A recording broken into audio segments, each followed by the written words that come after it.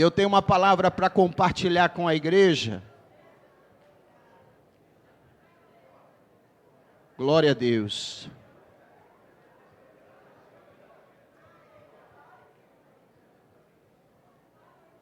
Nos alegramos com cada irmão que está se achegando. Abra sua Bíblia no livro de Jó, capítulo 19.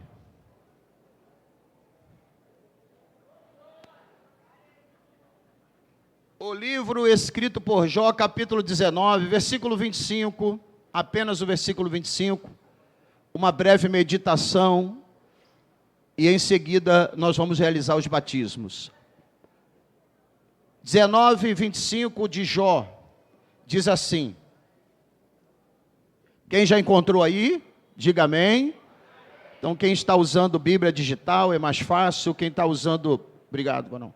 Quem está usando a Bíblia impressa no papel, né? Então é mais difícil de encontrar, né? Mas aí a gente vai treinando e não temos nada contra quem traz a Bíblia digital, quem usa a Bíblia digital. Ou a gente fica brigando com isso, ou a gente recebe isso como a mudança dos tempos, né? Eu já trouxe aqui um histórico da Bíblia. Quando a Bíblia começou a ser impressa no papel, foi lá no século XV, irmãos. A Bíblia no papel foi no século XV. É muito tempo com a Bíblia no papel. E a gente está vivendo um tempo agora, né, que não tem para onde correr, é o mundo digital, é moeda digital.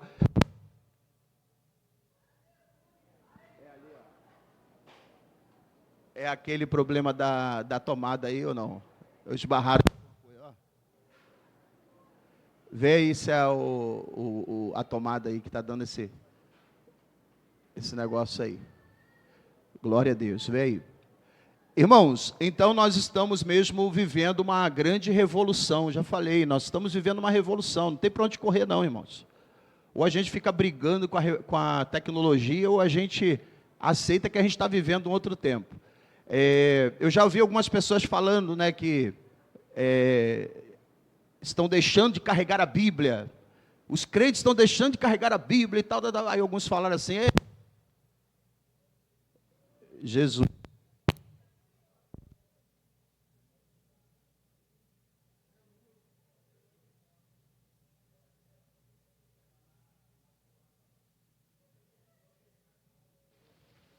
Esse é o problema da tomada que...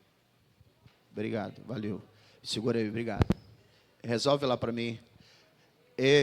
Nós estamos vivendo um tempo em que alguns falam assim, já não se faz mais pastores como antigamente. O pessoal fala, não se faz mais pastores como antigamente. E olha que eu sou da turma da antiga, eu sou do crente raiz, da época do crente raiz, né? Só quem tem raiz suporta o que eu já passei, né? Então é crente raiz, eu sou dessa galera. Mas eu não concordo muito com essa palavra, não se faz mais pastor como antigamente. Eu concordo com a palavra assim, Deus, Ele não faz pastores para antigamente, né? Então, eu acredito que ou a gente vai entender o que está acontecendo no nosso tempo, ou a gente vai ficar brigando contra o relógio, brigando contra a tecnologia, brigando contra o avanço que a gente está vivendo. E eu vou mais além, a revolução, isso é uma grande revolução. Teve revolução industrial, né, revolução... Qual outra revolução? Quem estuda aí para concurso? É a Revolução Francesa.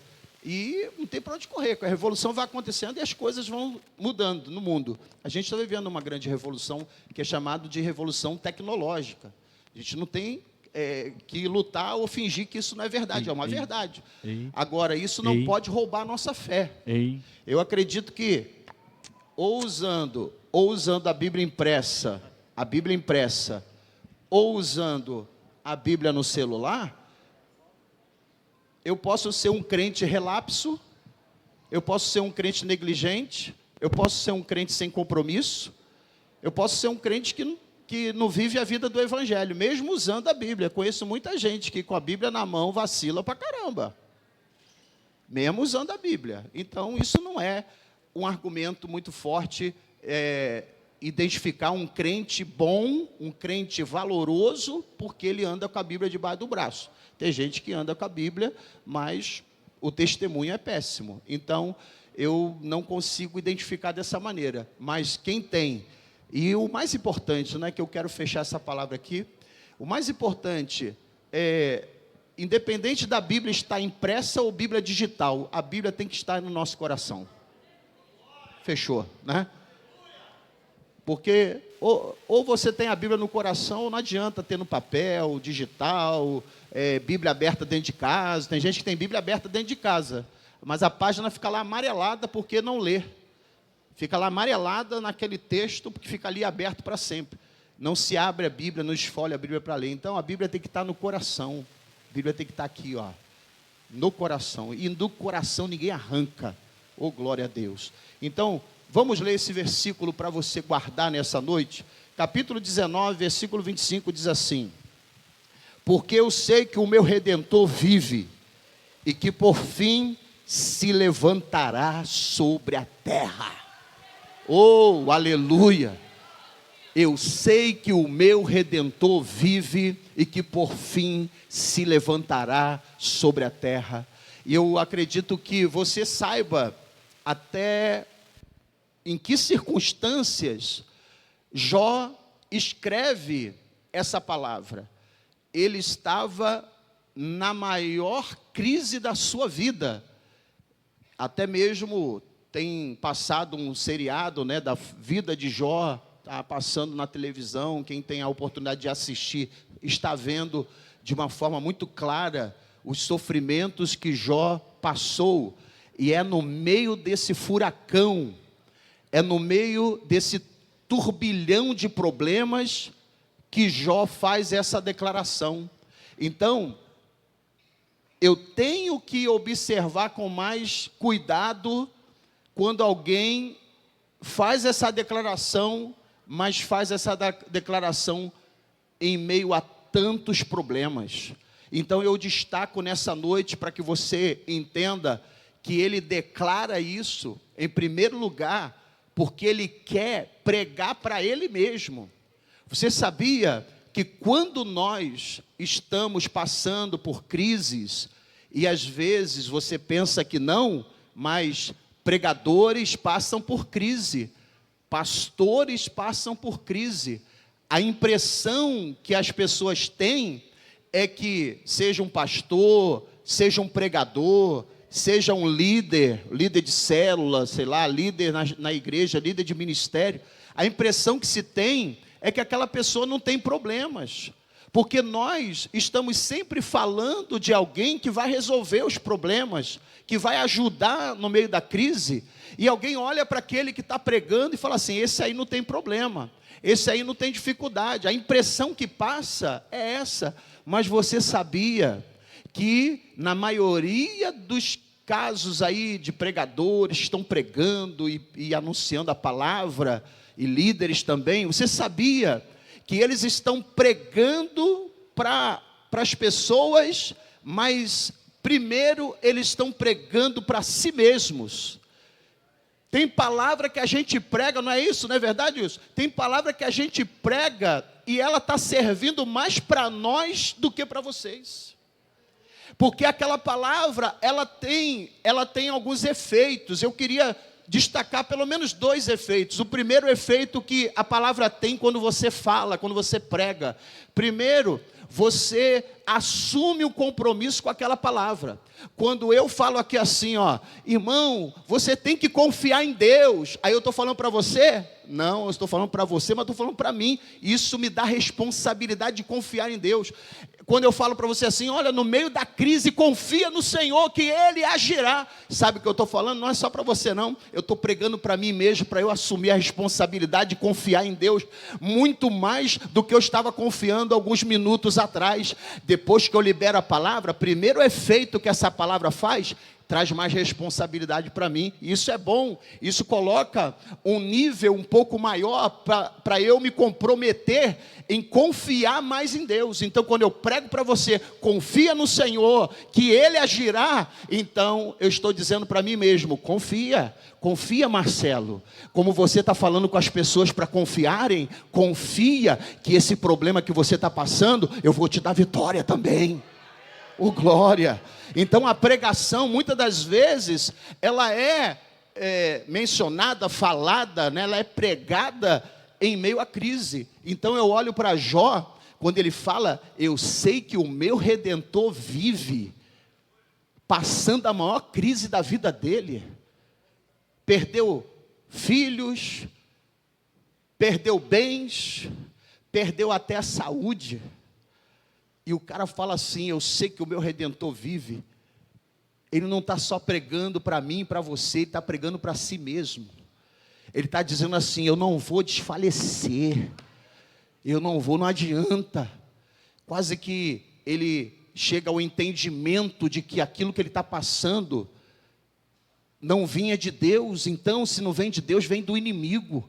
Então, quase que ele fala assim, eu sei, Satanás, que você quer que eu desista, mas eu sei que o meu Redentor vive. Oh, aleluia! Então, Jó entendeu que naquele momento, ele tinha que assumir responsabilidade de confiar em Deus, e ele faz essa declaração no meio da crise. E um segundo benefício, um segundo efeito dessa palavra, quando você fala, além de você assumir responsabilidade, é que quando você libera a palavra, você sabia que a palavra, uma vez liberada, ela tem poder? A palavra liberada tem poder, principalmente uma palavra revelada na unção do Espírito Santo. Não é qualquer palavra, porque se fosse assim, né, todos os seres humanos seriam mágicos. Nós faríamos mágicas com palavras. Mas não é assim não, a coisa não funciona dessa maneira tão comum. É a palavra que ela está ungida pelo Espírito Santo. A Bíblia vai falar que há dois tipos de palavras em que a gente pode identificar a função daquela palavra. Existe a palavra do grego logos. A palavra logos do grego é uma palavra que ela é uma palavra estática. É uma palavra que não gera nenhum movimento. É uma palavra, pode ser uma palavra de um político, por exemplo. Pode ser a palavra de dois amigos conversando, é o logos, é aquela palavra comum que a gente vê num diálogo, numa conversa ou num discurso político, por exemplo. Mas existe uma outra palavra do grego que define muito bem a diferença de uma palavra carregada e cheia da unção, uma palavra cheia de poder. É a palavra chamada rema. Eu não sei se você já ouviu sobre rema. Rema é traduzido para o português. É uma palavra grega, quando se traduz para o português, rema se traduz por palavra. Coloca ali, palavra. Essa palavra é diferente do logos. Ela é uma palavra em movimento. Então, repita comigo assim, ó, a palavra rema é uma palavra em movimento. É a palavra que gera resultados. É a palavra que influencia. E é essa palavra que eu acredito que Jó está declarando aqui. Ele não está falando a palavra logos, ele está falando a palavra rema. Quando ele diz, eu sei que o meu Redentor vive. Nessa noite, eu quero te convidar a declarar conosco, não uma palavra estática, não uma palavra paralisada, estagnada, mas uma palavra rema, uma palavra que movimenta. Quando nós oramos, você sabia que as nossas orações, elas são palavras remas, né? Como a gente pode colocar no plural aí, é uma palavra rema que é liberada todas as vezes que nós oramos No mundo espiritual, a gente libera essa palavra em movimento. É uma palavra que gera resultados. É aquele vem de Jesus. Quando ele fala para Pedro, Pedro perguntou assim: Senhor, se és tu mesmo, manda-me ter contigo por cima das águas. Aí Jesus libera a palavra rema. Fala para ele assim: vem. Palavra em movimento, vem. Essa é a palavra, vem. É a palavra levanta e anda. Palavra rema. E o paralítico vai se levantar. A palavra rema é vê e o cego vai enxergar. Seja limpo e o leproso vai se purificar. É a palavra rema, é uma palavra em movimento, é a palavra que gera milagres. Então, quando eu olho para Jó falando, eu sei que o meu Redentor vive. Na maior crise da vida dele, no maior problema que ele está vivendo, ele está pregando para si mesmo, ele está assumindo responsabilidade, mas em segundo lugar, ele está liberando uma palavra rema no mundo espiritual. Ele termina dizendo assim: e que por fim, o meu Redentor está vivo, e que por fim ele se levantará sobre a terra. O que ele está declarando ali, em outras palavras, é: Deus vai fazer alguma coisa. E eu quero encerrar essa minha palavra dizendo claramente para você que está aqui: se você confiar no Senhor, Deus vai fazer alguma coisa. E eu não sei nem o que é que você está precisando, mas se você confiar nele, Ele vai fazer alguma coisa. Porque isso é tudo que Ele quer. Ele só quer que você confie nele. E o mais Ele fará. E eu entendo que Jó estava só falando isso para aumentar a sua fé, trazer mais combustível espiritual para ele e para de alguma maneira mexer no mundo espiritual com essa palavra. Ele estava querendo mover o mundo espiritual. Não, eu estou sentindo aqui uma opressão, eu estou sentindo aqui algo que está querendo me jogar para baixo. Tanto problema que eu estou passando está querendo me jogar para baixo. E aí ele, de repente, numa palavra explosiva, cheio de poder, de dinamite, né? Dinamis lá do grego, ele vai dizer assim: eu sei que o meu Redentor vive e que por fim se levantará sobre a terra. Eu sei que o meu Redentor está vivo e Ele não vai deixar as coisas como elas estão. Deus vai fazer alguma coisa, e essa é a nossa fé. Nós não desistimos porque acreditamos que o nosso Redentor não está morto, Ele vive, e Ele vai fazer alguma coisa. Recebe essa palavra, aplauda o Senhor.